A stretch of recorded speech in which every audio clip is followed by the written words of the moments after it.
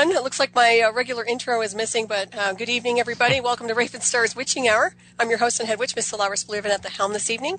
Want to extend a warm hello to everybody at Revolution Radio, staff, producers, listeners, chat room, and thank everybody for tuning in tonight. And we are 100% listener supported, so if you like what you're listening to, please click on the donate button.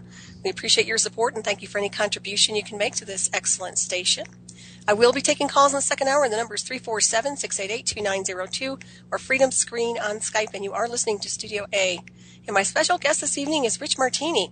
An author and award-winning filmmaker, Rich Martini has written and or directed 9 indie films, a former freelance journalist for VarietyInc.com, Premiere, and other magazines, a graduate of the Masters of Professional Writing program at USC. FlipSide, A Tourist's Guide to the Afterlife, is his debut nonfiction book on a topic that's been haunting him since the death of a soulmate.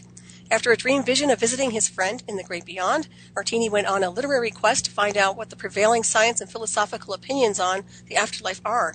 He journeyed into Tibetan philosophy, made documentaries in Tibet and India, and eventually was introduced to the work of the Newton Institute, founded by renowned author and hypnotherapist Dr. Michael Newton, Journey of Souls. Rich Martini has done extensive research and has a documentary on Amelia Earhart and her fate, which to this day has been quite the mystery. And his websites are www.flipsidethebook.com and www.earhartsaipan.com. And I believe he has some YouTube videos at Martin Flipside YouTube, and also I'm sure he has some extra ones there. Please welcome Rich to the show this evening. Rich, how are you doing? I'm fabulous. I just wanted to add something, which is it's earhartsaipan.com. Thank you so much. One word. And then anything that you Google under Martini, Flipside, and YouTube, Martini like the drink, often stirred, rarely shaken, you'll find book talks where I've, gotten up and talked about Flipside and, the research behind it. Wonderful. Excellent. Thank you. Cool. Hey, and how are you doing? I'm great. I'm fabulous. I'm really good. I'm just, here we are, the day after the Day of the Dead, or is this the Day of the Dead? I forget. Yeah, it is. Actually, this is a good time, this whole window between what I call Samhain and October 31st and the Day of the Dead and, All Souls Day. So, it's kind of a good time to be talking about reincarnation and the afterlife. Yeah, and I was just thinking about it today, which is, the Day of the Dead here in Los Angeles, where I am, it's a big deal, and a lot of families get together, and it's a tradition in the Latin cultures, well, Mexico especially, where they go down to the cemetery and have a party. And I don't know if you've ever seen that or experienced it, but it's kind of unusual because, you drive through the cemetery, and we're so used to having a somber kind of event. Here's people like dancing, having a picnic. They lay out the blanket on grandpa's grave, and then they all sit around and eat and talk and tell stories, about their person that's no longer on the planet. But of course, that makes it for a very unusual event, because when you do talk about people, it's a form of bringing them back to life. Mm-hmm. So in essence, it's like the eve before the Day of the Dead. Of course, there was the whole tradition of raising them up or, calling upon them. But I mean, why not? Mm-hmm. If you can have a various holidays, Thanksgiving, et cetera, why not a Day of the Dead? We haven't really treated it as such in the Western culture, I don't think. At least I haven't, mm-hmm. Growing up as a kid, you dress up as some character. Or somebody outside yourself. It's a little bit more like Carnival. Mm-hmm. But in terms of this Day of the Dead thing, it really is, asking for help, asking for guidance, asking to make a connection with people who are no longer on the planet. And I can't think of that as anything but just a wonderful saying. Mm-hmm. I totally agree with that. Yeah, and it's nice to celebrate them in a positive way. And I'm sure their spirits are rejoicing from wherever they're located, just observing, the celebration itself. So, right. I really like that. Or as I used to say, I hope that in the afterlife I'm not met by people that I still owe money to. Oh, that would be terrible. No, I'm just kidding. I know. And I'm a big fan of, and just in terms of my research and how I came upon this, I'm a fan of eyewitness reports. Mm-hmm. So, and if two people say the same things about the afterlife, that's something you can examine. In the history of this literature and the history of this research, most of it is first-person accounts. Somebody has spiritual experience, and they find themselves maybe a near-death experience, and then they go off and, for example, there was a book a couple of years ago called Heaven is for Real, by a young kid. I don't know if you're aware of it, but his name was Todd Burpo. And he was this 5-year-old boy who had a near-death experience and found himself hanging out with Jesus and then some relatives. And so when he, came out of the hospital, he said, "Oh, Dad, I was there. I saw Jesus." And his father, who's a minister, actually was like, "Oh, okay, well, that's nice." And then he said, and I saw Aunt Betty and, Uncle Pete. And Uncle Pete wanted to tell you that, the car is parked over on such and such street. I mean, all these details that the 5-year-old shouldn't have known. And those details led the father to believe that perhaps he had this real experience. And that's where the book Heaven is for Real came from. And then a year later, I'm sure you've heard of this Eben Alexander, the Harvard scientist who also had a near-death experience, which is not identical. It's not the same. He had a different journey. He goes into the deeper recesses of space, and he's with a woman of like a female presence that's guiding him. And he experiences this on a really profound level. And then subsequently, he's learned that he's figured out who it is, that the woman who was guiding him. So it's like become a deeper, more resonant experience. And my common discussion about these events are both of these people had like a personal experience. And when they come back and talk about it, it's like, how can you examine it unless somebody has an identical experience, you see? Right. So if somebody, goes and sees somebody between lives, let's say Jesus, for example, and everybody has the same report that Jesus has red hair and blue eyes, then you can examine it, But if each person has their own individual experience, then it's really hard to sort of do scientific research on it. And that's why I became so enamored with and interested in the work of Michael Newton. Because Michael, I don't know, are your listeners familiar with Michael? Well, if you want to give a rundown, you might want to, just for those who don't know. Sure. Well, basically, he was a psychologist working in Los Angeles in the 1950s.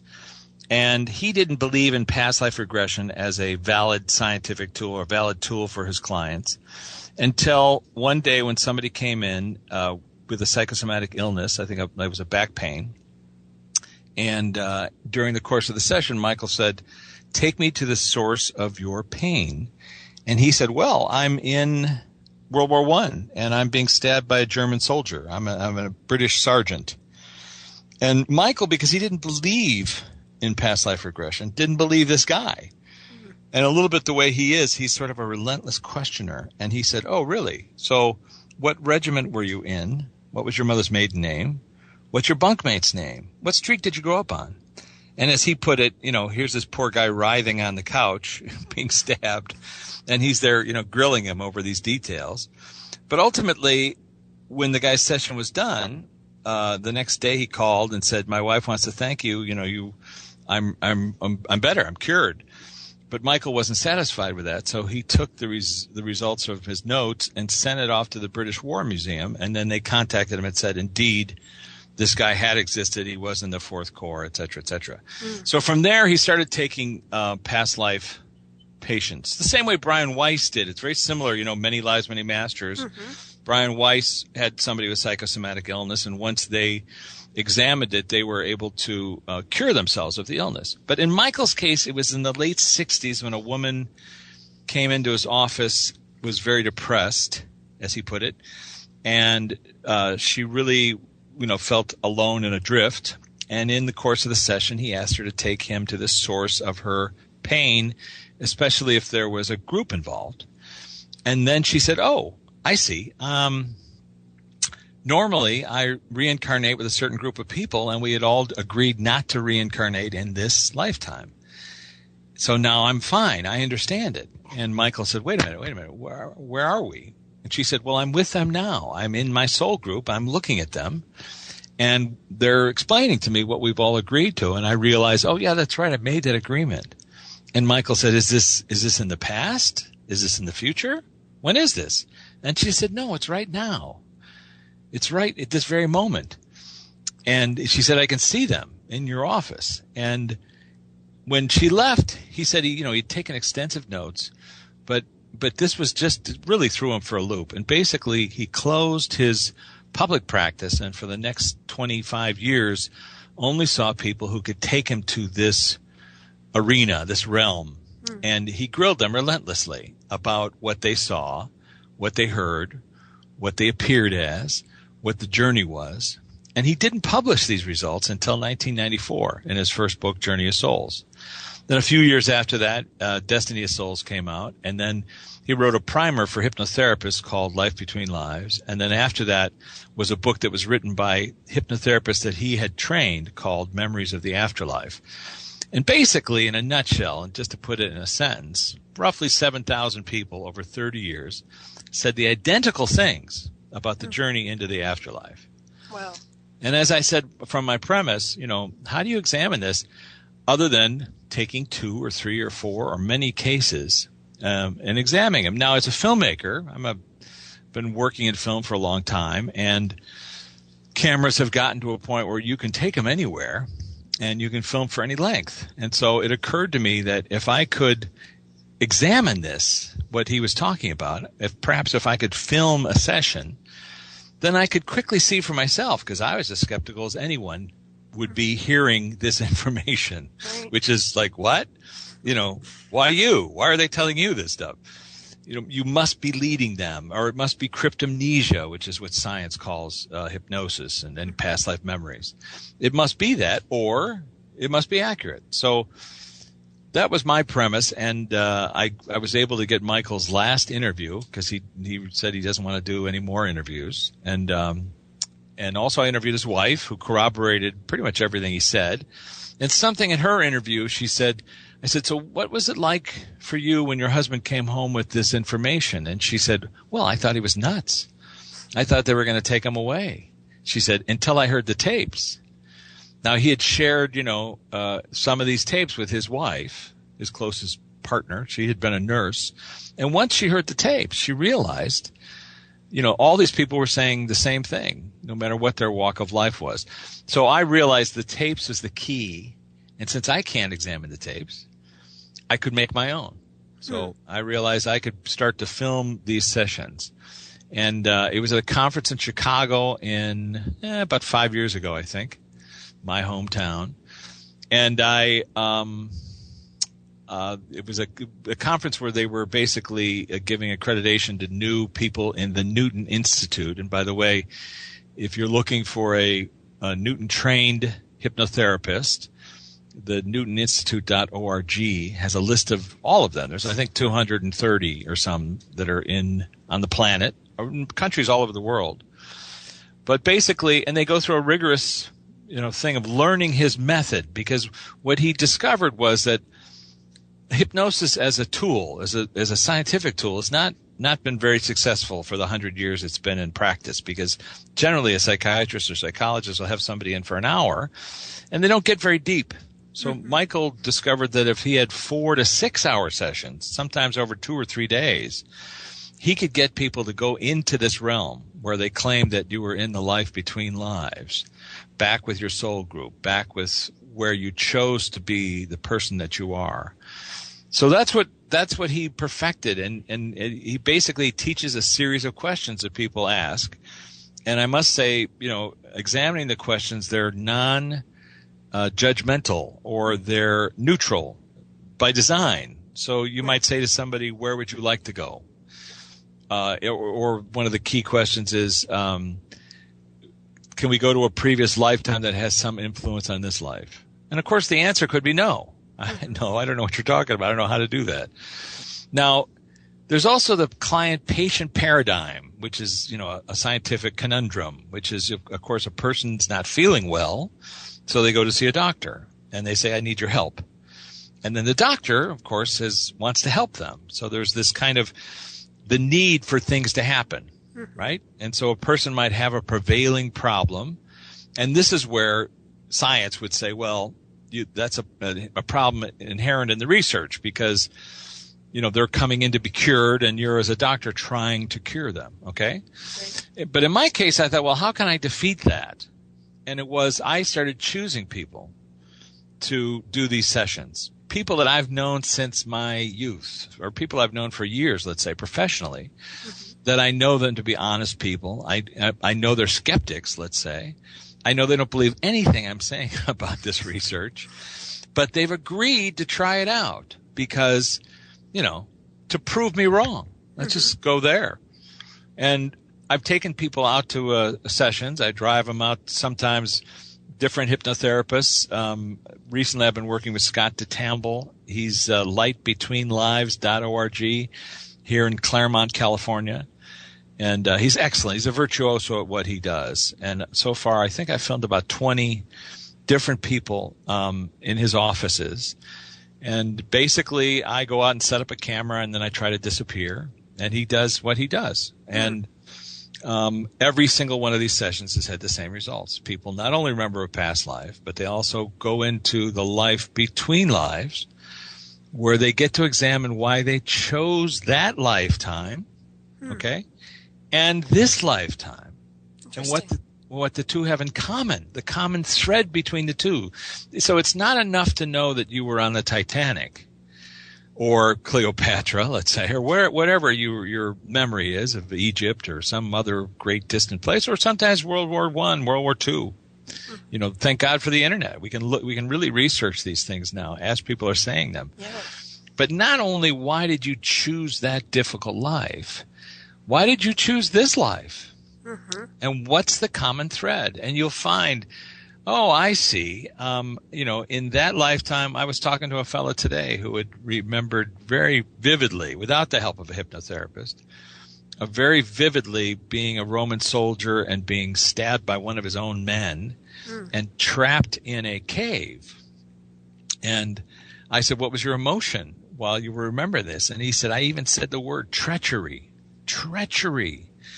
And that he was trapped in this cave. And then as we talked, he said, it's funny you're saying this because as a kid, I used to go and hide in a closet all the time. And it was like really important for me that my mother would find me. That meant she loved me, that she looked for me. So he was able to tie together that idea, whether it happened or not. Well, listen, we can always argue that somebody made something up. But as he's examining it right there in front of me, he's realizing that the idea of treachery, of being trapped in a cave, relates to what he's doing in his life right now. And how, loyalty and courage and all these things relate to, who he sees himself as. So that's the kind of wonderful thing that could come out of hypnotherapy. That as well as contacting people who are no longer here. And when people do that, all I can tell you is, I've had the experience twice now. I've filmed myself twice doing this session. But when I film people, and let's say they've lost a loved one, a mother, father, a child, they have this profound experience of looking into their eyes and holding their hand. And as they've all described to me, it's no different than sitting in front of you, the feeling. And so even if it wasn't true, I have the experience of reconnecting with my loved one. I have the experience of seeing my mother, laughing, and then my mother telling me a joke, let's say, or, my father saying something to me that reminds me of a joke that he told me when I was 10 years old or, as a young boy. So those kinds of experiences for a person to have come away feeling as if they know they've had this experience. The great author, Sir Arthur Conan Doyle, was a great believer in the afterlife. And I saw a clip recently of him talking about his research in the area. And he said, when I talk to skeptics, I say the same thing. Look, you have to experience it before you know something. I've experienced it, so I feel like I know it. One of the things I usually say to people is, imagine trying to describe to someone what it's like to be drunk. It's very hard. You can say, well, wine tastes like, or beer, alcohol tastes like this, and then it dulls your sensation. But no matter how much you talk about it, it just ain't the same as actually experiencing it. Yep. Exactly. Or another example might be what water feels like. We can all put our hand in a bucket of water, but it's very difficult to say, what is that? It's wet. It's not air. Exactly. So you're accessing the memories when you're putting them under. You're accessing their own memories of their relationship with their loved ones, and also, or are you bringing something in from another dimension? How is that working? Do you know? Well, I think the process is this, and this is what I've come to from the research. Mm-hmm. We all come here from that other realm. We choose to be a human. And we choose who we're going to be, and we choose our parents, as weird as that sounds. And a lot of my friends say, what are you, crazy? Why would I choose these people? Well, the answer is that's why you are where you are today, because you couldn't wait to get away from them. But, the point is you ask them to play these roles. So let's say and what the process is that about a third of our overall energy, I'm going to call it soul energy or life energy or some word, higher energy, about a third, this is what people say under deep hypnosis, about a third comes into each lifetime. So what does that mean? Well, 2/3 are always back there in this between lives realm. What are they doing back there? Well, according to people, they say they take classes. They do all kinds of things. There's all activities and things to do and learning. And the classes are very profound. They're very, well, I've been to a couple of them myself or had the impression I did. Mm-hmm. But that's the idea, is that a third of your energy comes here. And so now when you're accessing your subconscious, and Scott DeTamble put this pretty eloquently, when you're accessing a memory that's not in your brain, it feels foreign to you. And this is very common. So your person is doing a hypnosis session, and by the way, under hypnosis is not really accurate. It's really more like a guided meditation. You're always fully conscious. You're always aware. But you've been asked to let your subconscious speak. So you're doing this kind of balancing act where your conscious mind is going, really? Is that what you're saying? And your subconscious is saying, yes, and I was living in the jungle, whatever you're saying. And so that idea of a memory is not really from your brain, because your brain has all the memories of this lifetime. So where are these memories coming from? Well, I've documented quite a few people, myself included, claiming that there are fractals, or they call them geometric shapes. Sometimes people see them before they fall asleep. I've heard many reports of these geometric shapes that kind of spin around us, and they retain all the memories of the previous lifetimes, and even more specifically, the energies of the emotions of those previous lifetimes. And then the question was asked, so how do they function, these balls of energy that we can't see, that seem to follow us around from life to life? And one person said, well, consider them ball bearings. The way a ball bearing works in a machine, it's this round thing that kind of helps the other metal parts work. Mm-hmm. Identically, these geometric shapes contain all these memories, so that if you get in a difficult situation or have some kind of a memory of a previous lifetime, it helps you get through whatever you're trying to get through. Mm-hmm. So those memories come to us from outside our heads. But what's interesting is once you've accessed them, then it goes into your brain as if it is a memory. Mm-hmm. So typically when somebody has a between life session or a past life regression or something like that, and they remember something very specifically, you can talk to them later on at any point, and they can access it from different angles. Nice. New information comes. But it's the life between lives, which is what Michael Newton's real revelation is, because past lives, it's as he calls it, it's just a gateway. Mm-hmm. To get into the much deeper, more profound reasons for our being on a planet. So, for example, one woman had asked to explore her aquaphobia. She had a severe problem. She couldn't go in the water. And so she quickly went into a previous lifetime where she was drowning. And she had all these names and dates and everything. It was like 1887, and there was a German steamship, and she was an Irish sailor who was working in the coal room. She found herself in the water, furious, just screaming and swearing like a sailor, and choking, gasping.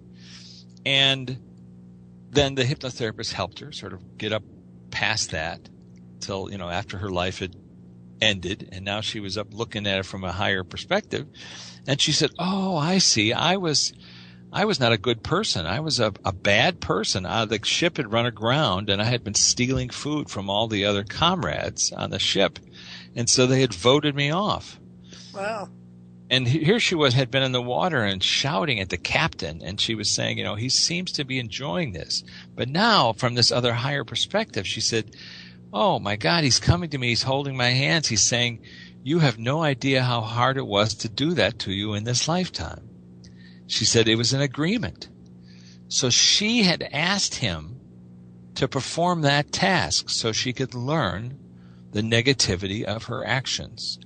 And then she said, oh, he's my father in this lifetime. And that moment saw how when she was 3 years old, she said later on that she had never really understood it before, but she had heard that she drowned when she was 3. But now she saw the incident where she fell off a raft in a lake and her dad jumped in the water and dove in there and saved her life. So here was the captain saving her once again. And by the way, by the time the session was ended and the hypnotherapist spent some time, Pete Smith, who's the president of the Newton Institute, conducted the session. He helped her release all of those negative feelings with regard to water, and I filmed her about a month later swimming. So she was cured of her aquaphobia by examining these different connections. Wonderful. And I'm fond of saying the medical community and the science community really have just 2 paradigms to work with. One is genetics, and the other is sociological reasons. Pretty much we've been taught, and science teaches us, that we're made up of either genetic code, information, capacity, or sociological reasons, where we grew up, how were we influenced, whether people are nice to us, mean to us, whatever. But there's this third element, which is equally important, not less so and not more so. But this idea that we have a spiritual nature to us that travels with us in each lifetime and is connected to all of our lifetimes, is connected to other people that we're with and that are in our lifetimes. This third element is really key, well, not key, but it's just as important to examine when you're trying to help somebody. As a doctor, wouldn't it make sense if I said, hey, there's this whole other tool that you can use, this whole other set of arrows in your quiver, while you're trying to help somebody, the source of their illness may be of another connection. Now, I filmed that two times. Once was a fellow in Los Angeles. He's an agent. He's a very skeptic about doing this session. He insisted we do it in his office. And I filmed him in his noisy, office. And within a few minutes, he went into a previous lifetime. He remembered being a French spy in England in the late 1800s. And he, had a name that I was able to look up and all these other details. But ultimately, then he went into the life between lives and he started examining all of his lifetimes, many of his lifetimes, let's say. And at some point, one of his questions was, so what's up with my kidney? Now, I've known this guy for 30 years. I had no idea he had a lifelong kidney problem. He spent millions of dollars, doctors. And they told him it was related to some abnormal flap on the kidney. And he said, what's up with this? And then he saw that in a previous lifetime, and again, whether he's making it up or not, I don't know, but he saw his father stabbing him in the back. He had stolen something from his father, and his father chased him down and stabbed him. And as he examined it, the pain went away. Wow. But I wasn't really paying much attention because I was actually online looking up the French spy stuff. Afterwards, we were having dinner, and he looks at me this funny way, and he says, it's weird. My whole life, I couldn't sit still for more than a minute without feeling pain, and it's gone. I said, what do you mean it's gone? He said, well, it's 95% gone. So then, this is the weird part of it. So about 2 weeks later, I ran into his doctor, who's a close friend. Close enough of a friend that he said to me, hey, what happened? What happened in that session you did the other day? And I said, what are you talking about? He said, well, when this person came to see me originally, he was in renal failure, he put it, and I was put him on dialysis. He said, but after the session, his panels came back today, and they're normal. Wow. Now, it's a little odd doctor's telling me this, but it was odd because we're close friends. Now, I must say, though, just last week I was talking to the guy. I said, so wasn't that amazing how, you were cured of your kidney problem? And he went, well, pretty much. I said, well, what do you mean? He said, well, it's kind of come back. So it's like for the time that he was able to address it and examine it, he was well. But actually the characteristics or whatever it is that he's carrying with him, let's say, I don't know what you would say, stress, life stress, how he sits in his chair, whatever that is, the pain eventually started to come back. Not totally, but somewhat. That's interesting. So I just feel it's such an important, our medical community, bless their hearts, there's so many doctors that are just healers. Well, this is also interesting. After deep hypnosis, you find people in the medical community discovering that there's this whole energy of the universe that has to do with the healing light of the universe, and how I visited this one classroom where they claimed that in the classroom they were teaching people there how to help channel that healing light into their patients when they're on it. Right. Yeah, like universal life force energy. Well, or even more specifically, like a guardian angel or a spirit guide. They're helping a doctor or a shaman or a healer or whatever you want to call it, somebody in the healing arts, and how these people, are doing their best. Now, I must say, when I was describing this, I was standing in a classroom in my mind's eye in the Between Lives realm. And as I described this and said, well, these people here use the healing light of the universe, etc. It's all in FlipSide. But one of the students turned around and said, oh, that is so sophomoric. You don't know what you're talking about. And I thought, this is so weird. I'm being chastised by a student in a classroom and mocking me for being an idiot.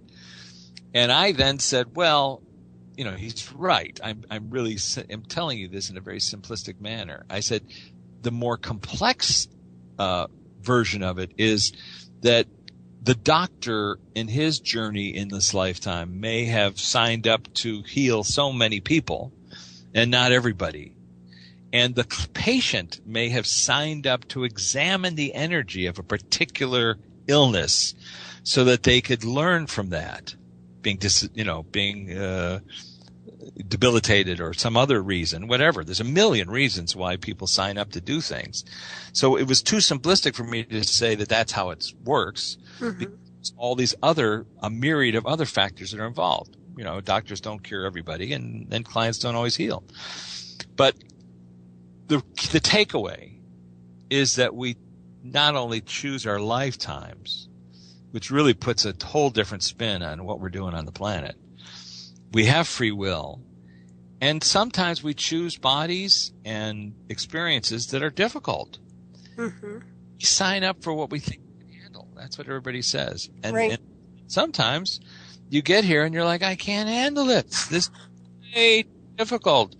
But if you can only hear what I hear when I film these sessions, people get in front of their council of elders, which is a very common thing where anywhere from 6 to 12 people are sort of helping you guide your lifetimes. Always ask the same question. How am I doing? And the councils always say the same thing. You're doing fantastic. Give yourself some credit for getting this far. Very true. Set out to do. Exactly. I was going to tell you, you were kind of phasing in and out a little bit, but I think you're okay. The signal's okay. I was just double checking with you. We did have a quick question in the chat. If you want to answer that, it was, I guess, what does deja vu have to do with past lives? Well, it's a good question. Growing up, I very distinctly remember the first time I had a deja vu, and I was in my cousin's house in Monticello, Illinois, and I heard a plane going overhead. And I was sitting in the living room, and I was probably 5 years old. And I was like, whoa, what is this? And then for a while, I thought, well, maybe it's that, when your brain stores information, it stores it like a file on a computer. It actually takes it turns the memory or the hearing and the sight and all those things into a chemical reaction and then stores it as a file in your brain. And I thought, well, if similar experience happened in your lifetime, you're sitting in a room and a plane flies at a certain time, you would cross over the path of that file. Okay. You'd remember it. And you'd think, oh, I feel like I've been here before. And it's because you did when you were 5 or blah, blah, blah. Okay. Well, that's a possibility. But it's also a possibility because, again, if what I'm saying is accurate and what these people say under deep hypnosis is accurate, and I'm saying a lot of people have said it, it's not really mentioned in Newton's work, but I kind of discovered it because I was there filming people and realized they were all talking about these geometric shapes that contain all of our memories. So when you come across something that you may have experienced in a previous lifetime, sure, why not? Why wouldn't it be the same feeling of going across a file? Right. Because if the file is just an external hard drive, as opposed to your own hard drive, it would feel like it's new information and like it's old information, which is really pretty much the definition of a deja vu. Yeah, that makes perfect sense. And what about foreign languages? Do any of these people speak a different language or anything like that? All right, well, I have a funny story to tell you about that. Yes, they do. I mean, people use that as a paradigm. I know Brian Weiss has had people who've spoken languages. Generally, because we all communicate in some kind of energetic fashion, let's just call it that, we don't really communicate with language, especially in the dream world, right? When you're hearing all kinds of information. You're seeing information, but there's nobody talking, right. Hopefully. And so I've had dreams myself where, I woke up saying, when did I learn German? I spoke complete German in there. Now, I've examined past lives. I don't really see myself, living in a German era, but still, I'm just saying that's an example. Well, I'll give you one really clean and clear example. When I was here in Santa Monica one day, I woke up, I heard someone speaking to me in Latin. Okay. I heard the Vanum Populatum. And I never took Latin. I wrote them down. What was that? And then about a week later, I sat in front of Google and looked up Vanum, and it turns out it was a word. It means vanity. Populatum means to annihilate completely, to utterly destroy, to wipe off the face of the earth. And then I was like, wait a minute. Somebody spoke to me and told me to annihilate vanity? I live in L.A. Where do I begin? Yeah, really. Still, I had this weird feeling that it told me this thing in Latin. And then I was like, well, wait a minute. Why would I talk to myself? I mean, was I a Roman in a past life or something? And why would I talk to myself in a language it was a conundrum. So when I went to film Michael Newton and I started filming these people under deep hypnosis, at the end of the week of filming, they said to me, how about you, Rich? Do you want to try a session and you can film it? And I was like, okay. But I thought, well, this is a perfect example, perfect way for me to disprove this research. I can actually, I won't be led. Nobody can lead me because I'm not here for a problem. I'm just here to disprove this research. And ultimately, I ended up going to the same place everybody else does. But I brought along a list of questions, and the first question was a trick question. And I asked, what's the meaning of Vanum Populatum? That was my question in the afterlife, supposedly. And the reason was because I knew that nobody could lead me to the answer except me. I knew that I was the only person on the planet who knows the answer to that question. And when I asked it, I was standing in front of a council of elders, whatever you want to call them, 8 people, 8 individuals, and one doing the speaking. And I said, what's the meaning of Vanum Populatum? And they all roared with laughter. They just laughed, ha, ha, ha, ha, ha. And the lead guy said, why don't you ask Richard? He knows the answer. And said that, a little image of myself lying on the couch next to the hypnotherapist appeared, like a bubble, above my head, like a cartoon bubble. And I realized 2 things. One is he didn't say, you already know the answer to that. He said, why don't you ask Richard? Meaning, ask your temporary self. So he was obviously addressing the higher self, the guy who was a Roman. And in that moment, I realized I had given it to myself as a question in a language that Richard doesn't speak, so that he would get off the couch, go to Google, look it up, and understand it on a more profound level. And then I realized Vanum Populatum is identical to and very close to destroy the ego, which is, Buddhist concept. It's a little bit more about the relative self and how do you destroy the concept of the self. It's not finite, et cetera, et cetera. But it's more along the lines of destroy things of the ego. And what are those? Fame, money, fortune, Botox, all that stuff that we seem to worship and adore, but which is all vanity. Mm-hmm. And so now I realize that it's almost like a little admonition I carry with me on a daily basis, which is annihilate vanity.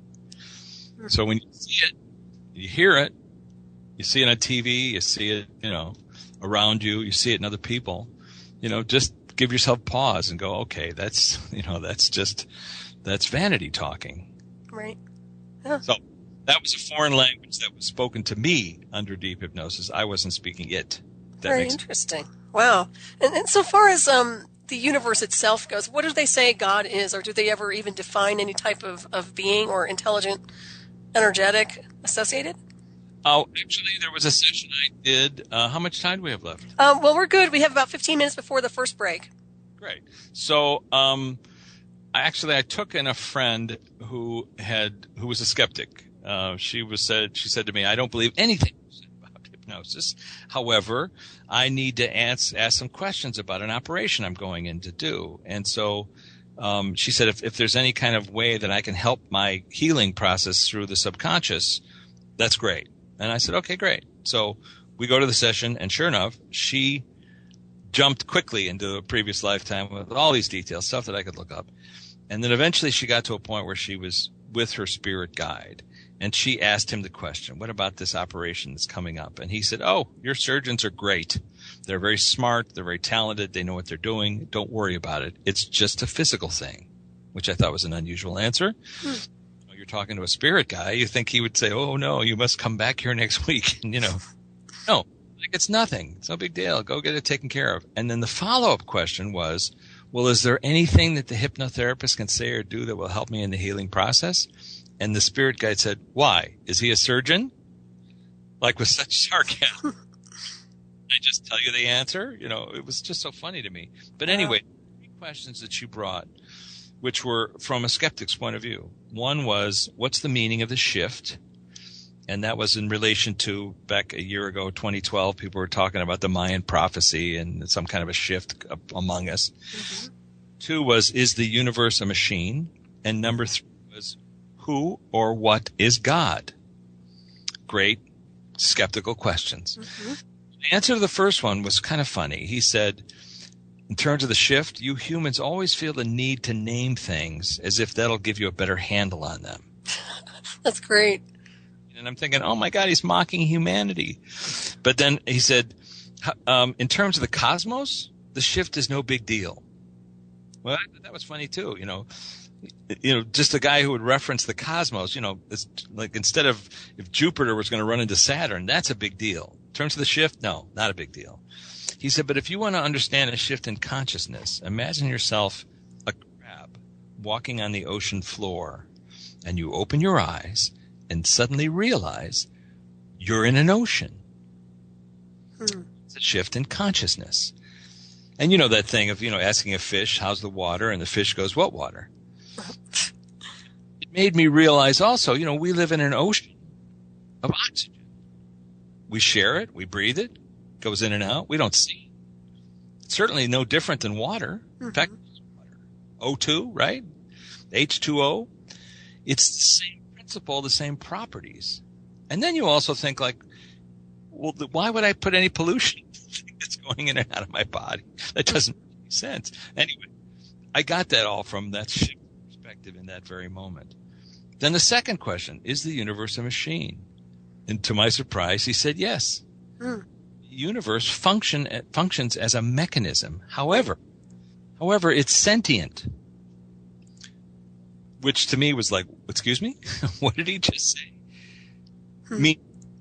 It's like a machine that's sentient, or a mechanism that's sentient. Functions like a machine. This thing leads to that. That thing affects this. Mm-hmm. There's coincidence. These things are all connected, except there's sentience involved. So if you can learn from a dilemma or a problem, then the whole universe learns from it. Right. Very profound. Yeah. Okay, so what or who is God? And, I'm on the edge of my chair by now. Is it going to be like The Sopranos where heaven was like, or hell was an Irish bar where the Italians were stuck in it and there was St. Patrick's every day? And so what he said was interesting.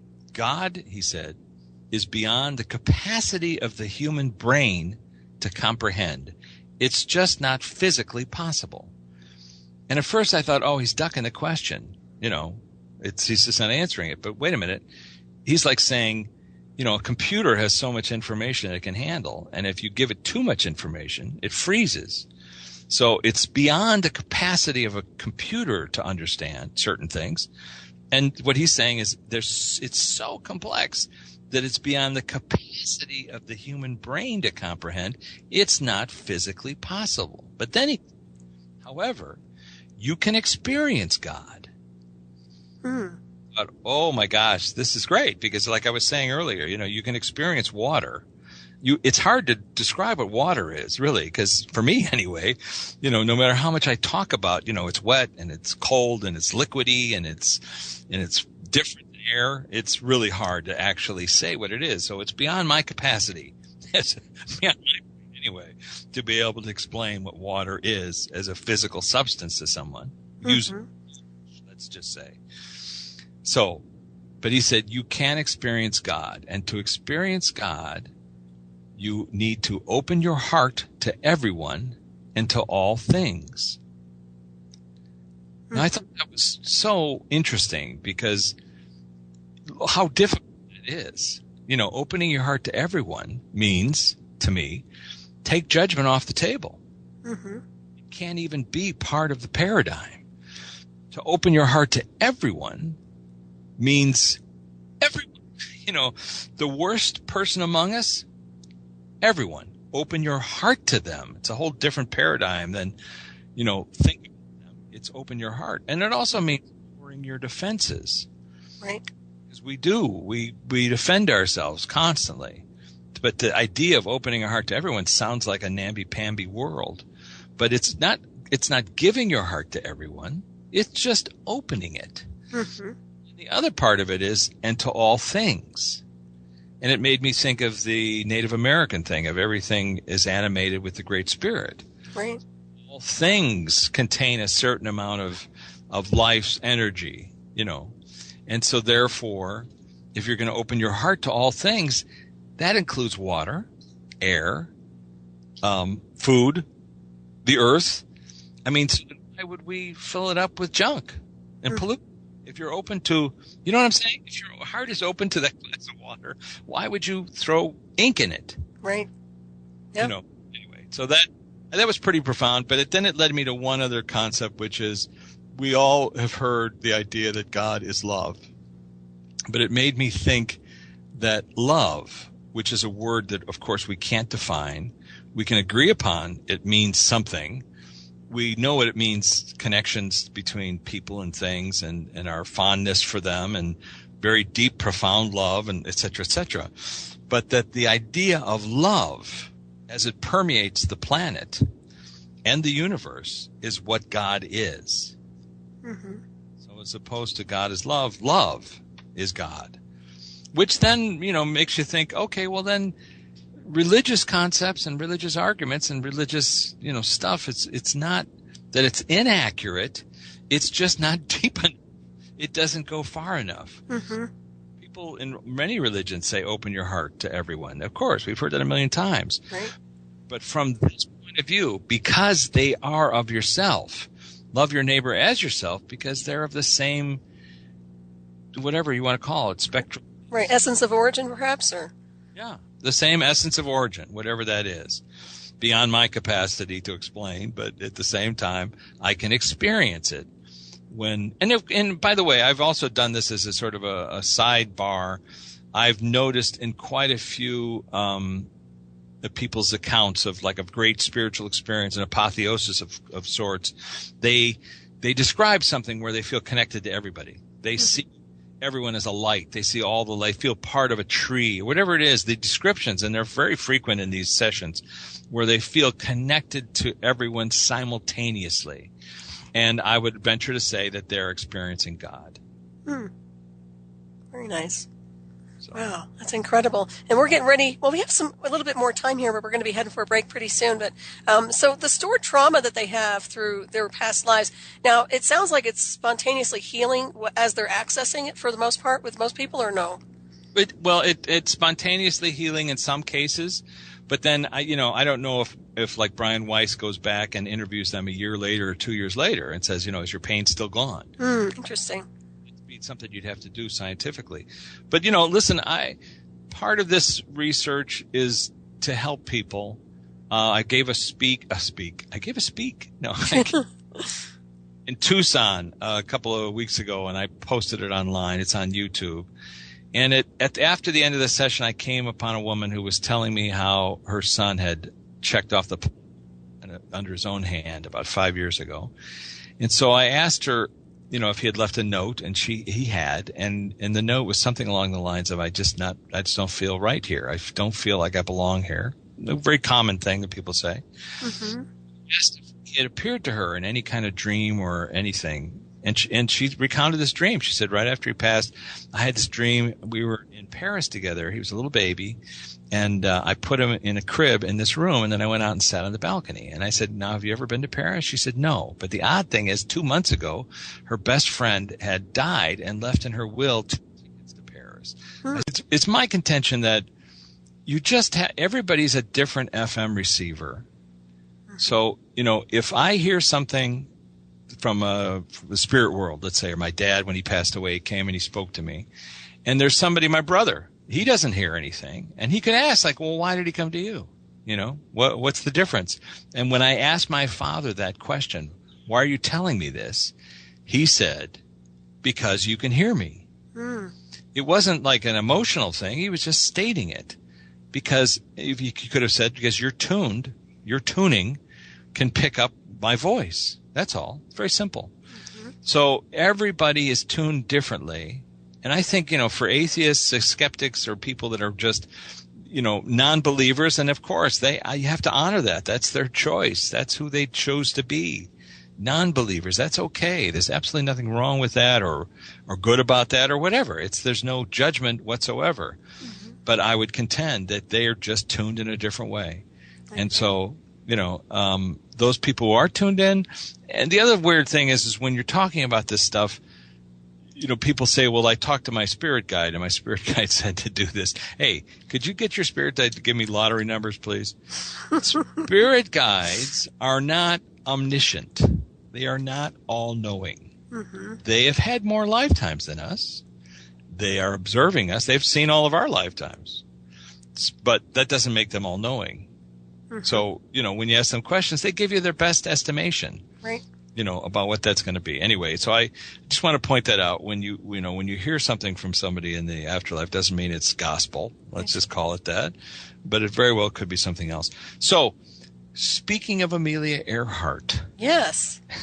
You were so easy to interview. It's like, roll, baby, roll. Go ahead. Well, it's funny. Just to tie this together, I've actually had 3 different sessions with mediums. Because I'm a guy who's like, I don't care where the research comes from. You got research for me? I'm totally interested in hearing it. And I've talked to 3 different mediums. Well, no, 2 different mediums, but on 3 different occasions where they claimed that they were talking to somebody who was Amelia Earhart. Now, what's weird about this is because I've been researching her story for 20 years, and I was one of the research guys on the movie Amelia. They hired me because of my research. I've got over 30 hours of footage of her life and journey, and I've got 5,000 photographs I've collected. So and I've read every book that she wrote and every book that I'm aware of that's written about her. So I'm pretty up on her story. And then I've also researched and searched out things that nobody knows about. That's not part of the common record. Because when the studio paid me to be, one of their key researchers, I had an unlimited budget. Let's just put it that way. So I track things down that nobody's ever tracked down. And all I can tell you is that each one of these mediums, I had questions that I had prepared and ready to ask to prove to me that they were talking to somebody who would know the answer, you see? Mm-hmm. So the stuff that I heard was fascinating. That's all I can tell you. It's fascinating, and I'm trying to put it together in a book, et cetera, et cetera. But in terms of what you can see online, like we were talking about, EarhartOnSaipan.com. Mm-hmm. You may have heard recently in the news that they're on their way back to an island called Nicamaroro. It's an island that's southwest of Howland, where she was supposed to land. And this guy has been going out there for the past 20 years, and this is his 7th or 8th trip, I forget. And they claim that they found a photograph, of her plane that's in the ocean. Right. And so in my case, though, I just didn't go by conjecture. I went with eyewitness accounts. And when I first started this research back in the 1980s, I found in the back of this one book about Amelia that there were accounts that she had been in Saipan. And I thought, well, why are they discounting this? I mean, you have eyewitness people saying she was there. Fred Gerner is one of the people who was a CBS newsman who went there in 1965 and collected all these accounts. So 2 things I went after. One was there any footage of that? And the other one was, who are these people? And ultimately, I was able to get back there this past March, and I filmed 15 new eyewitnesses, people who claimed that their parents or loved ones or even themselves saw Amelia Earhart there on the island. Now, what's very fascinating about Saipan, a lot of people don't know the history of Saipan at all. It was a Spanish colony, and then it was a German colony, and then it was a Japanese part of Japan from 1914 on. Mm-hmm. And then when the U.S. took it over in 1944, from that point forward, it became a CIA base until 1962. And then since then, it's been, like Puerto Rico, part of the United States. When you land at the airport, it says, welcome to the U.S. Saipanese people, by and large, are very reluctant to speak on camera about anything because it's been their culture to not speak about what you've seen or know. So what I discovered when I started interviewing people, instead of just asking them, hey, did you see Amelia Earhart? They will tell you point blank, no, I did not see anybody named Amelia Earhart. I did see a European-looking woman dressed like a man who was a pilot.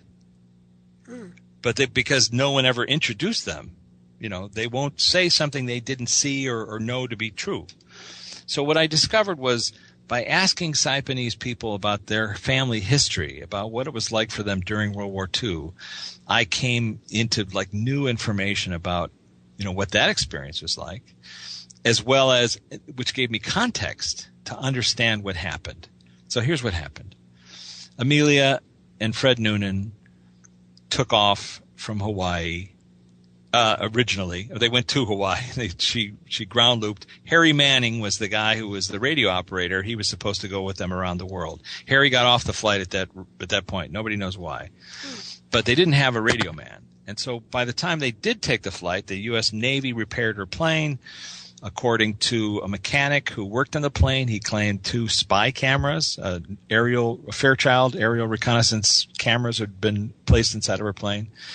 When she took off from Florida, she went around the world. When she got to New Guinea, there was a rainstorm, so she didn't leave when she was supposed to. And ultimately, she was flying at night. So even if she had spy cameras in her plane, there wasn't much she could film. The problem and the reason that you needed spy information, because Japan had been part of the League of Nations, and they were not supposed to be – they were allowed to administrate these islands, but they weren't allowed to build any military bases, which is what they were doing. And we had no intelligence of what was going on over there. In fact, the only spies that were acknowledged were a British couple who had been executed by the Japanese, I think, in 1936. And we know FDR had a coterie of people who were friends of his who spied for him. Julia Childs was a spy. She wrote about it. Well, it's not beyond the comprehension that he might have asked Amelia, who the U.S. Navy was repairing her plane and putting spy cameras in it, and she was quoted as saying, imagine me being a spy. That's all public record. That he might have asked her to just bring back any intelligence she might have had. But here's what happened. So she flew to Howland Island. She did not speak Morse code. She revealed that in her book Last Flight, and neither did Fred Noonan. The Harry Manning was supposed to be on the plane. He was the Morse code guy, but they hadn't changed the flight plan, in terms of the radio. And so the Itasca, which is the Coast Guard cutter, only spoke 90% of all their communication was in Morse code. So they would dash her, and she would respond with voice. And they could never communicate. They communicated once when they asked her to broadcast the letter A, which she did. Okay. And from that point, they thought, oh, she's going to speak to us in Morse code, but she never did. Wow. So there's a site called thedateline.theory.com. It was made by a NASA filmmaker who figured out that it's possible that Fred Noonan had inaccurately calculated the date line, which would have put them about 250 miles northeast of Howland Island. I'm sorry, northwest. I said that wrong. Nicaragua was southeast, and Howland, they were at Howland, and apparently at the point where they were lost, they were already 200 and some miles northwest. So at that point, she went looking for land. And they estimate that she had enough for 200 miles, but of gas. And what she did was she came down at a place called Millie Atoll, which is about 400 miles from Howland. And the reason whether her engine, ran out of gas or whatever, all I know is eyewitness accounts brought her down. In fact, I am interviewing a woman this weekend in Hawaii whose father told her that he had heard from a Japanese officer they had shot her plane down in 1937 at Millie Atoll. Wow. I have interviews with people who saw her come down. They said that she buried something in the sand. I don't know what that was. I don't know if that's accurate, but I do know her plane came down because it was picked up by a Japanese barge, and I interviewed a U.S. Navy man who had worked with a stevedore, guys who pack planes and pack up ships and stuff, in Majuro, which is right next to Millie Atoll, okay? I'm going to just throw these names out there. Just assume that their one island leads to the next. But basically, he helped put the plane aboard a Japanese barge. The plane was taken to a ship that was docked in Majuro called the Kyushu. It was taken to Jalawit, which is the next big island. There's a headquarters there. And she was seen by numerous people. So she was on board the ship along with Fred Noonan. A guy named Bileman Amaran went aboard the ship. He was like 15 or 16 years old, and he tended to her wounds. I have an interview with Bileman's partner, a Caucasian guy from Boston. Not that makes any difference, but he vouched for Bileman's honesty. He worked with him as a business partner for 40 years. This guy would, as he said, would never lie. So I have interviews with Bileman because he passed away, but he was he was part Japanese and part Islander, and he went aboard this ship. I think he was, and he went aboard the ship and met Amelia. She spoke to him in English. He said the crew called her Amira, and he said she wasn't badly wounded, but Noonan was. They were then taken to Truk, where later on a suitcase with her name on it was found by a U.S. Marine during World War II, but they went to Truk, and then from that point they went to Japan. Now, I say that because they went to Saipan, but Saipan was Japan, you see. We don't really think of it that way, but it was. It was their territory, and that's why they defended it so vociferously when the U.S. went there in 1944. She was then taken to a prison. I interviewed a woman in a woman who's a son of a woman who was a nurse who tended her wounds in the hospital in Saipan, and numerous other people who saw her in a cell. She was then taken to this small cell, and I interviewed a guy, the grandson of a guy who shared the cell next to her, who said that she was in this particular cell. I was told that Noonan was executed pretty quickly for throwing soup in the face of a soldier. It's a very small prison, but it's still there. You can go. And then she was moved across the way to a little bit longer prison where she was given a cell and kept there for the next 7 years. Okay? Wow. Now, how do I come up with 7 years? It's because while I was interviewing on the island, I did some, there was a group of us that went, Mike Harris and Captain Cooper, a number of the people that came and helped us. And Mike is a guy who's been out in the islands, and he shot a lot of this footage back in the 1960s. And we just hooked up. We decided to go together, 3 of us. And while she was so we did a little media publicity, and a guy called up and said, my dad wants to talk to you, but he doesn't want to be on camera. So I went out to his house. I said, why don't you want to be on camera? He said, because I don't want to be bothered. I said, nobody's going to bother you. So I interviewed this gentleman. He's about 80-some years old. And, he was so young. He felt like he was 60.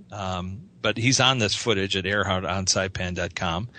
And he was there 12 years old, and he saw Amelia in the back of a pickup truck that was a Japanese truck being held as a prisoner of war. Prisoner. And the war hadn't begun for him. And I was like, what do you mean? What year was this? He said 1944. And then I realized, I've been listening with Western ears. The war began in Saipan in June of 1944 when the U.S. invaded. So this was May of 1944. And he described her in great detail. And then I said, so are you sure it was a Caucasian woman? He said, it's not something you'd ever forget. You're 12 years old, the first Caucasian woman you've ever seen in your life. She's dressed like a man. Her hands are tied behind her. It's a face you would not forget. And his little brother saw her as well. And then I interviewed a gentleman who was at another location a little bit further down the road, and he saw the same truck and the same. So this is May of 44. So the Americans arrived in a few weeks later. June 5th, 1944, they arrived in Saipan. On June 19th, 1944, a message came to Colonel Lewis Wallace's tent. It was decoded by a guy named Erskine Neighbors that said, we have found Amelia Earhart's airplane at Eslido Airfield. Erskine told me that when Wallace signed it, he didn't seem concerned about it, but he did order Erskine to go down and guard the plane. So he went down there in 24 hours. He stood outside that plane. Now, he had an argument with somebody who tried to get in to see the plane, and at gunpoint said, you're not going in to see Amelia Earhart's airplane. And I interviewed another guy who overheard that argument, who happened to be standing nearby. I interviewed a couple of guys who were live and one who was driven down by his pal. And they said, hey, look, we found Amelia Earhart's airplane. And they went and looked at it. So, it was being guarded. So after 2 weeks, Erskine Neighbors decoded a message that said, we're going to fly the plane. And I have 6 different GIs who saw the plane flying around the south end of the field, not knowing why or how or what. And then a couple weeks after that, he decoded the message that said, we're going to destroy the plane. And he and another guy from St. Paul went down and watched as the U.S. forces pulled it to the south side of the airfield, covered it in gasoline, and destroyed the plane, burned it. And, of course, at the time he said, once I realized they were burning the plane, I thought, okay, maybe I'm not supposed to be here. Why did they burn her plane? I don't know. All I know is I tracked down the guy in charge of the operation through his nephew, and I sent a photograph of this guy who was an Office of Naval Intelligence who collected her briefcase from a Marine that I interviewed, and apparently was responsible for digging up her body at the time, okay? But while I was there filming and interviewing and doing all this stuff, and by the way I verified this guy is I sent a picture of this fellow to Erskine Neighbors without saying why I was sending it to him, and he wrote me back and said, beyond a shadow of a doubt, that's the man I turned over her briefcase to, because he was in Colonel Lewis Wallace's tent, and the briefcase came to him. And he said, and that's the guy that I witnessed destroy her plane. Now, that guy went on to work for the OSS, and then he went on to work for the CIA, and he died in 1965. But before he died, he told his brother and his nephew the story of how he had been sent to Saipan to either rescue her or, if she was dead, to cover up that she had been there. So public record shows us that one of the Secretary of Transportation was asked by Eleanor Roosevelt to find out the truth of what happened, and his secretary recorded only his side of the conversation, and he said, oh, that's what happened to her. Oh, well, if that got out, it would smear her reputation. That can never get out. So what did that mean? I don't know. Did that mean that she was a spy? Well, back in 1937, being a spy was an act of war. If you caught a spy, that was the equivalent of Pearl Harbor, let's say. I mean, we wouldn't think of that, but back in those days, yeah, being a spy was an act of war. We all know that the U.S. Navy had figured out their codes, the Japanese naval codes, back in the early 30s. So it may very well be, I think it's pretty obvious, that the U.S. knew she was on Saipan. They didn't know she was alive or dead, but they knew she was there. So, otherwise, why would they say to a guy, go find her? So they knew she was on Saipan. Why did they burn her plane? Why did they cover it up? I don't know. But I do know that MacArthur convened and it's in the State Department records. It's a matter of record. It's online. You can find it. Convene a conference or a meeting in 1945 trying to track down a rumor that she had been on Saipan. And he said in his quote, I'll get to the bottom of it. I'll put all the sons of bitches in a room and I'll find out what happened. And there's no record of what was said in the meeting. And the only thing that came out of it was a State Department missive that was not signed by MacArthur, but it said there was no evidence that she was there. Now, I went to Tokyo, and I talked my way into the military records library. And, I mean, you're supposed to, spend months getting permission, but I basically went there and acted like I had permission, and they, they're very polite, and they just said, look, come back with a translator and we'll let you come into the library. So I did. And I said my clever way of trying to get to the bottom of this, because the Japanese took, extensive records. I said, please, can I see all of the prisons that the Japanese ran during World War II from 1927 to 1935? And so they came out with this mountain of books, stacks and stacks of books. They kept the records of everybody, and I went through them all. And there's prisons in the Philippines, there are prisons in Guam, there are prisons in Taiwan, prisons in China, Manchuria, et cetera, et cetera. And everyone having an English translation of what was said, and everything about, who was there, and a list of everything. It's all there, except Saipan. And Saipan was the military headquarters of the Pacific for the Japanese. The reason they defended that island with 30,000 troops is because once the U.S. took Aslito Airfield, they could bomb Tokyo and refuel. And it was just as soon as they took the airfield, they rebuilt it after they burned her plane and buried it somewhere on the field. They rebuilt that field, and then they built a field at the island next door called Tinian, which is where, Fat Man and Little Boy took off from. So it was a strategic moment in World War II when we took Saipan. And for many reasons, including Amelia Earhart's plane was there.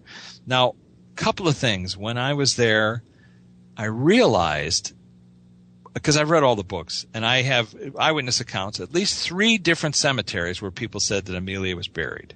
Okay?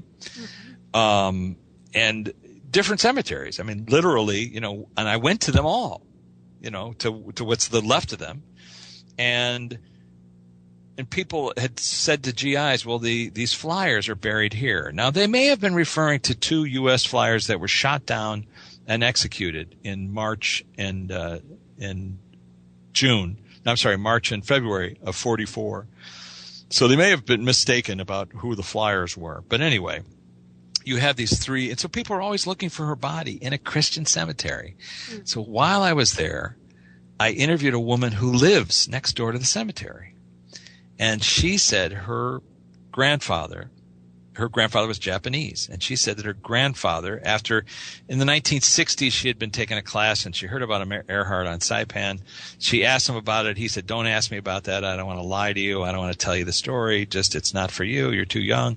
And she badgered him, and he finally said, yes, she was here. She was executed. She was beheaded, and she was cremated. And then it occurred to me. I mean, it's just we think of things through such Western eyes.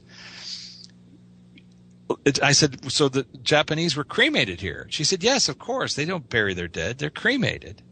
And so I had her take me to the crematorium, and I filmed that. It's still there. I mean, it's all, blown up and everything else like that. It's pieces of it, but it's there.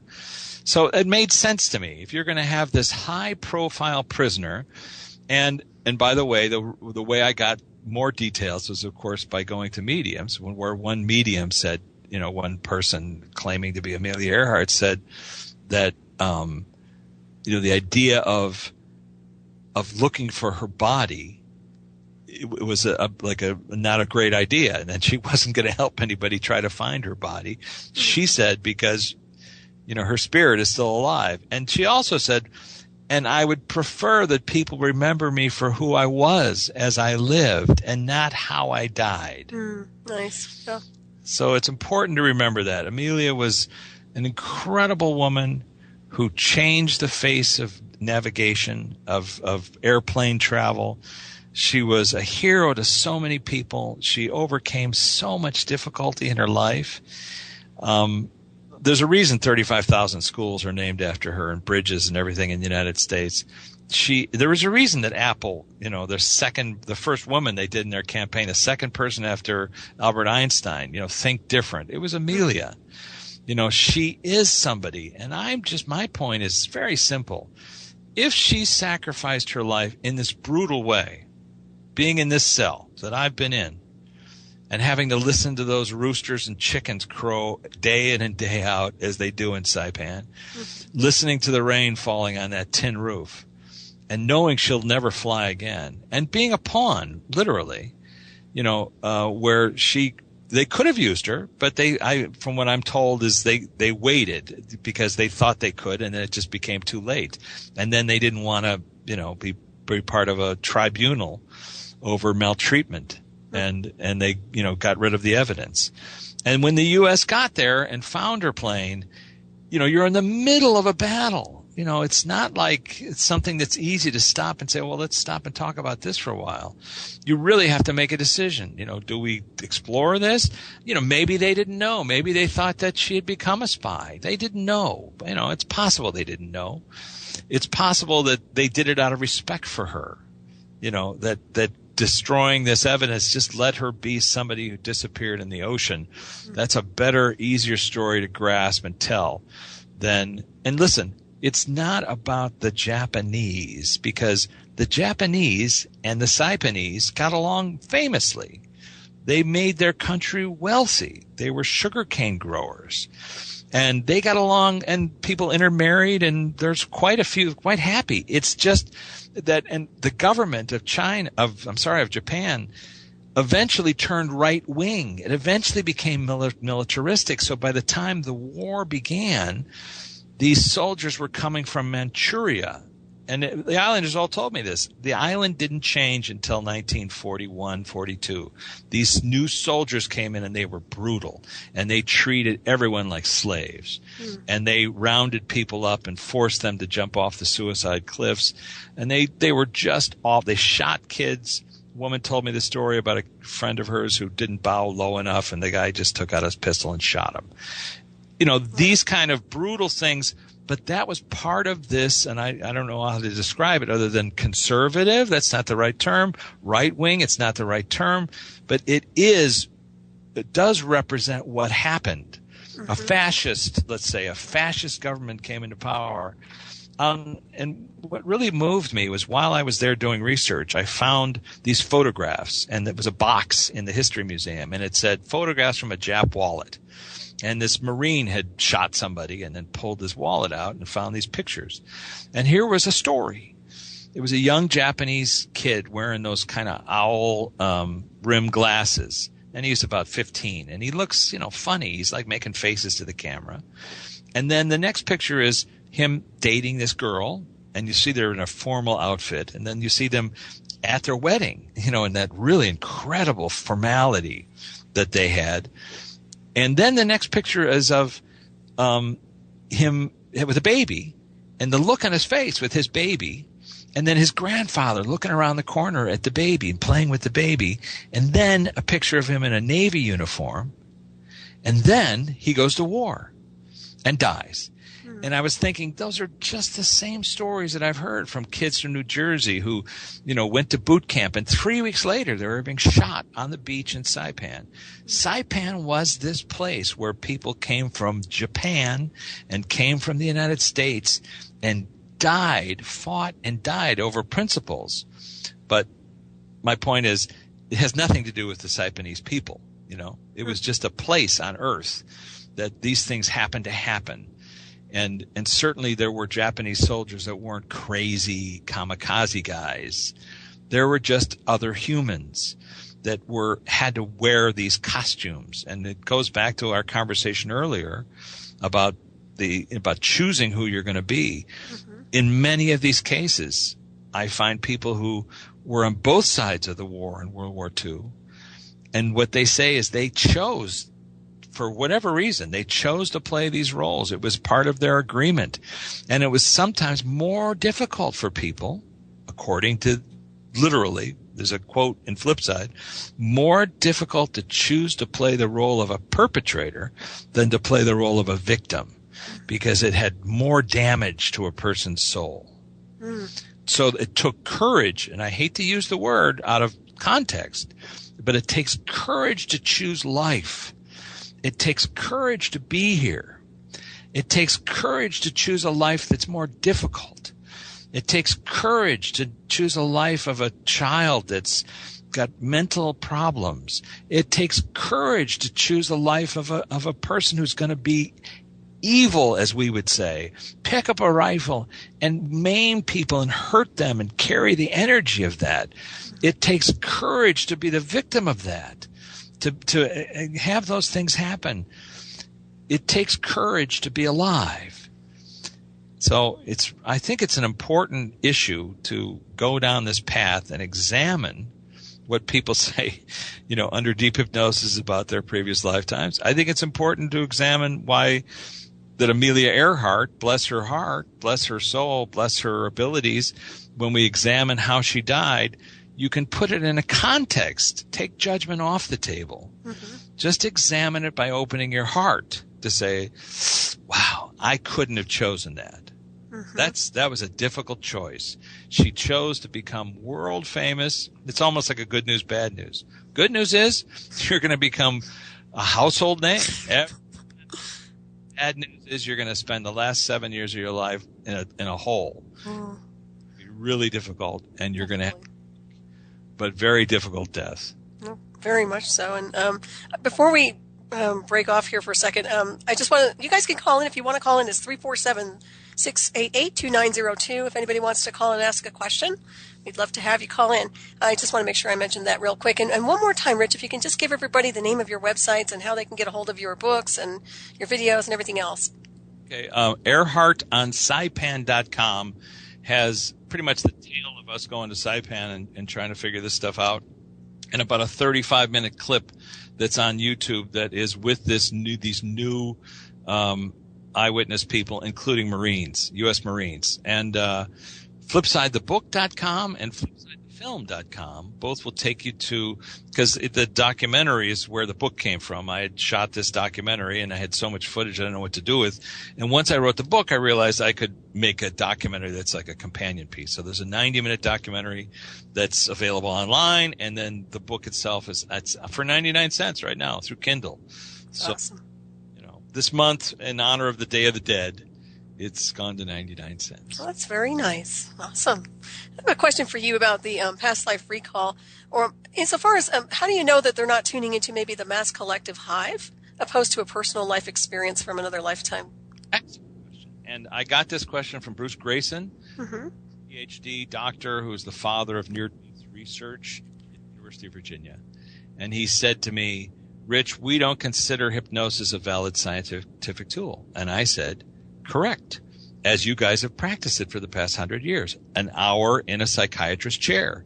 That's not a valid way to examine it. And in Newton's case, he had all of these questions that are neutral questions, and it's over 6 or 8 hours. And then the other weirdness is that everybody was saying the same things in the deep hypnosis. And then his reply was just that question.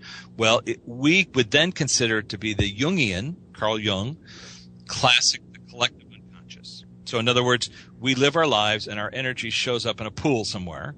And then when you're having one of these past life memories, you're not remembering your past life, you're remembering somebody else's past life. Now, even when you think about the logic of that concept, it's a little bit, mind-bending. Mm-hmm. I can disprove it.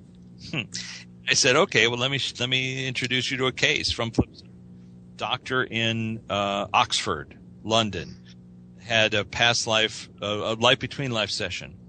And he clearly saw during this session with a Newton-trained hypnotherapist a past life where he was married to a woman that he knows from this life. Let's call her Elizabeth.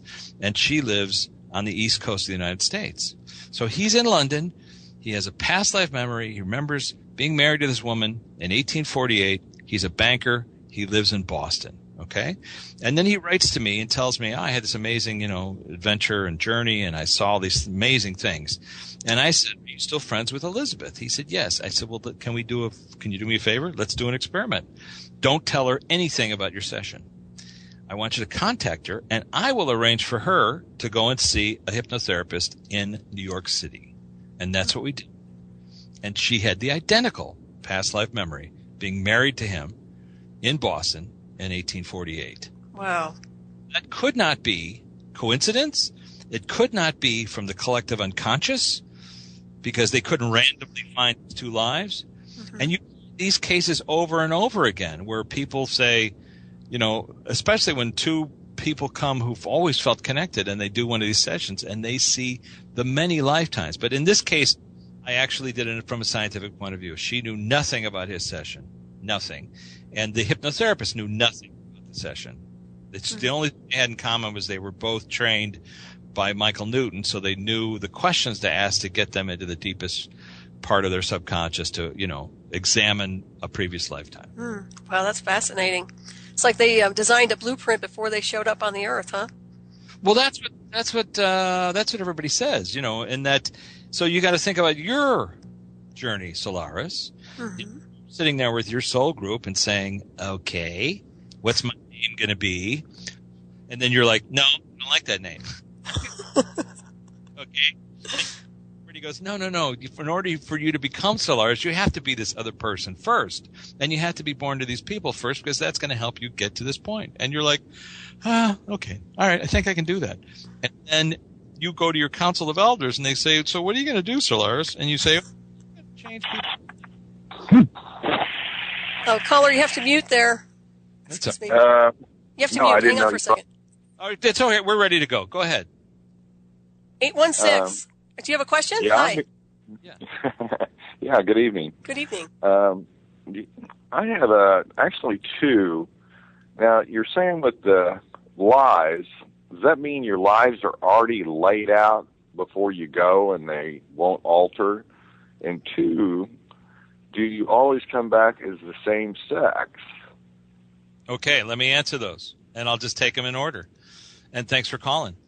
Let's see. The first one is, I'm sorry, what was the first question again? Altered life? Yeah, I mean, is your life already laid out then before you come to this planet? Yes, and you were meant to make this call at this very time. No, I'm kidding.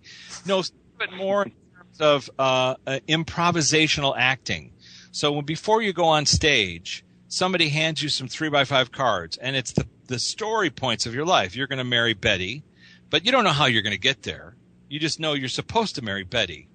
And they'll give you an example of what's going to happen when you meet Betty, so you can remember Betty, like when you find her. So you have that weird feeling when you meet somebody you feel like you've known forever, that they let you have that feeling.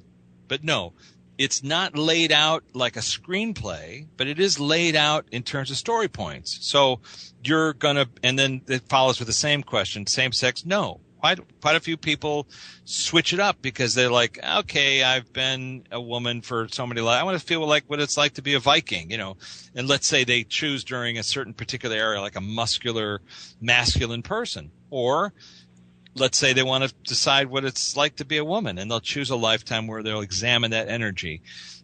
By and large, we're not ambisexual, let's say, according to what these thousands of reports say. sometimes we see teachers that are older and they're non-reincarnating individuals, or like on a council or something like that, and people will describe them as androgynous. Because they'll ask, is it a male or female? And they'll say, it's a little of both. They're kind of like right down the middle. And in many cases, and in FlipSide, there's a case of a guy who said in his previous lifetime he was a girl and, lived to like the age of 16 and then quickly jumped into this new lifetime. And he claims that that's why it carried on into his lifetime. And so your sexual choices are, yes, when people say we choose in our sexuality, and that's the big controversy. Well, according to this research, we do it before we're even on the planet, that we're going to choose to be.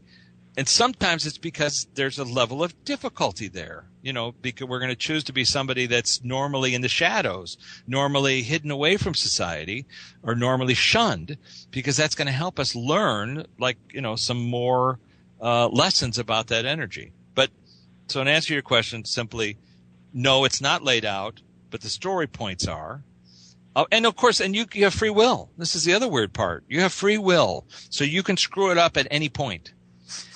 So when somebody, let's say, commits suicide, who wasn't supposed to, according to these reports, they'll say that, when they get back to their soul group, the soul group is like, dude, what was the matter with you? Why didn't you wait until Wednesday? That's when the tickets to Italy were coming. And they're, tearing their hair out, let's say, not literally, but going, oh, man, you're right. There was a whole second act. I forgot. I just couldn't handle it, man. But there's no judgment. It's only a compassionate point of view. So even your soul group goes, it's okay, dude. We're going to do this 1,000 times. Yeah, it was a lot of work to get you to where we were. And you did screw it up, but we love you. And it's okay. So we're going to get it right the next time. Okay. Okay. Did you have any other question? Oh, I had one, but I drew a blank when I was listening to him. Okay. Well, I appreciate you calling. What's your name? Mark. Hi, Mark. Thanks for calling. We really appreciate it. Thanks, Mark. Sure thing. Okay. Right. That's pretty interesting. I always thought that too. And I kind of see it as the soul's an androgynous thing. Yeah. Well, and then we meet them all the time, right? Mm-hmm. We meet women. We all know this. We meet women who, like, your brain goes, that's a guy. Or we meet a guy where you go, oh, that's a girl. And then because of our cultural things, we kind of like bury that feeling, we go, oh, whatever, they're, then we use words to explain it. And it's not, it's very possible. Like I said, look, there is the DNA part and there is the sociological part. There's the genetics and there's the social, but there's this third part, and it may be connected to why you chose to be who you are. Mm-hmm. So. Yeah. That helps people deal with a lot of the circumstances they encounter through life. Sometimes it's the cause and effect, and other times perhaps it's just part of their divine blueprint, I guess. I'll give you an example. There was a one woman that I interviewed in FlipSide who had a client come from Utah, and he had grown up as Mormon, and he was discovered to be gay, and they shunned him and kicked him out. He lost his family, his friends, he lost everything, and he was furious. And so, but he went down and he did one of these sessions, and in the session, he saw that his elder in his ward had been with him for many lifetimes, and the elder said, don't you remember, this was a part of our contract. You and I have been monks in many lifetimes, and this time you wanted to experience life, so you asked me to find a way to kick you out. That's very interesting. And Rich, we have a caller here. It looks like, is that Bruce?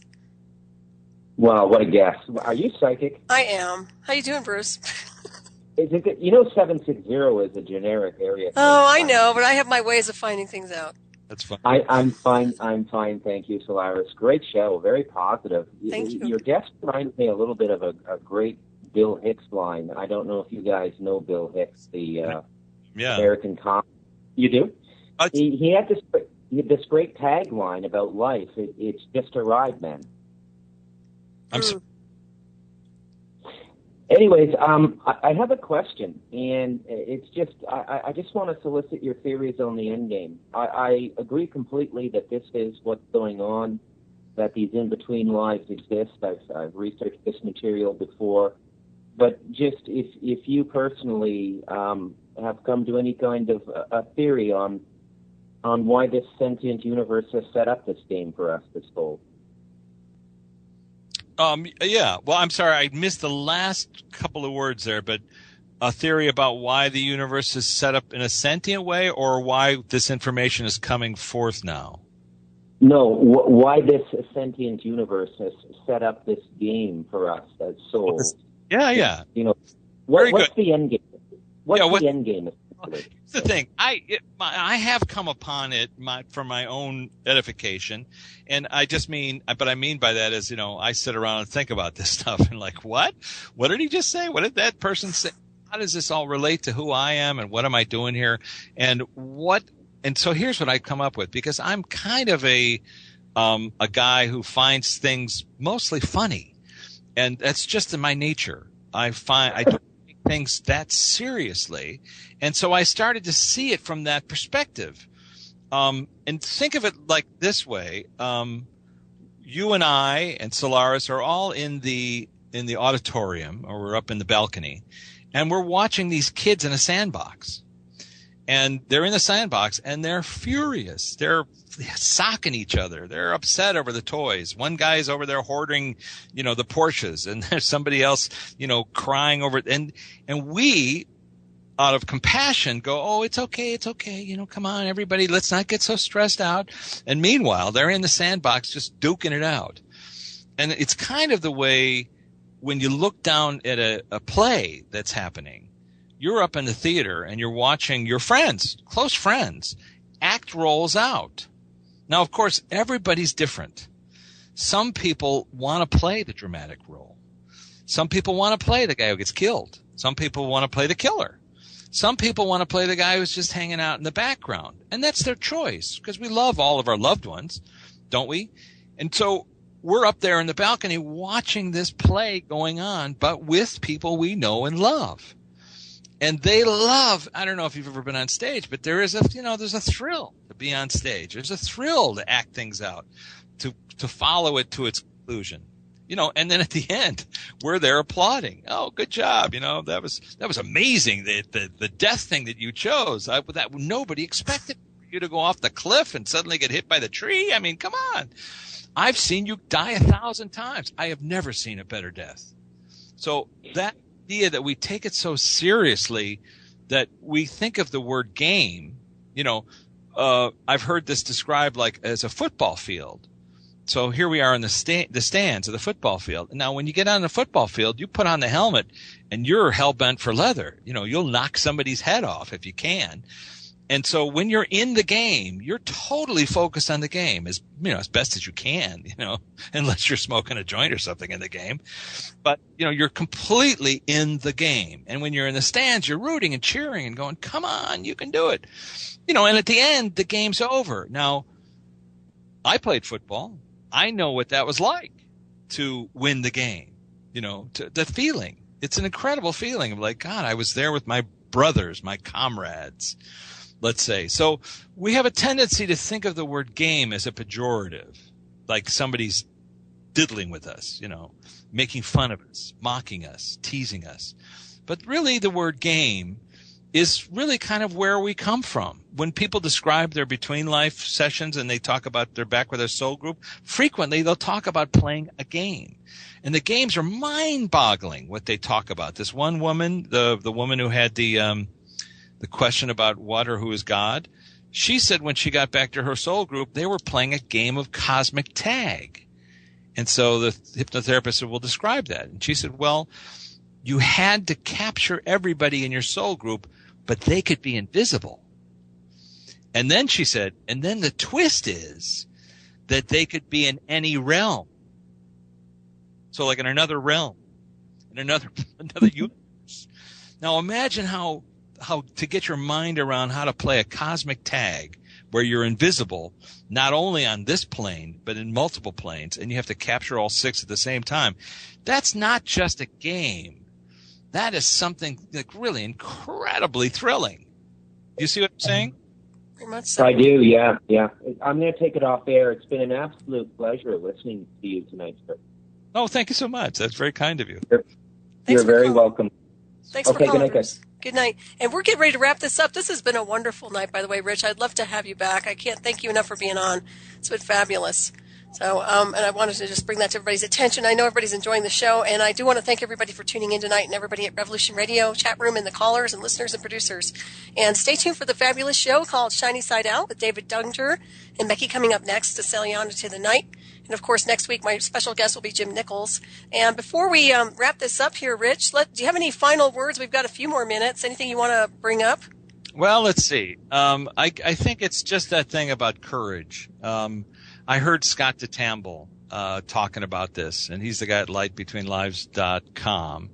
And he's a hypnotherapist trained with Michael Newton, and he was doing a group past life regression. I mean, we just had the Afterlife convention here in Santa Monica where I brought scientists in, Gary Schwartz, who had been at Harvard and Yale and now the University of Arizona. We brought in doctors to talk about the latest research in this field.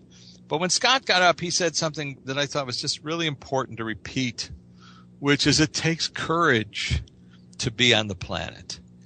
It takes courage. I mean, look, we all know people who've checked out. We all know people who didn't make it this far for whatever reason, maybe good reason, whatever it is. And we also know people who've checked out emotionally and mentally because they just, and drugs, they check out. Mm-hmm. And the ones who aren't checking out, it takes courage to not check out. It takes courage to choose to be here.